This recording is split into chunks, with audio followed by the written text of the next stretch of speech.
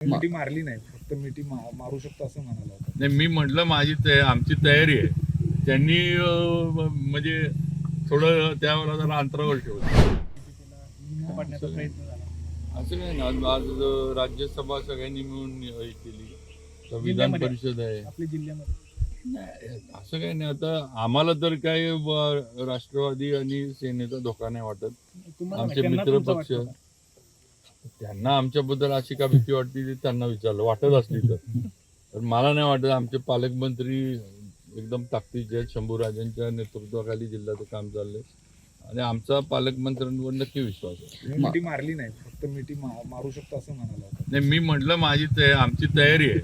त्यांनी म्हणजे थोडं त्यावेळेला जरा अंतरावर ठेवलं.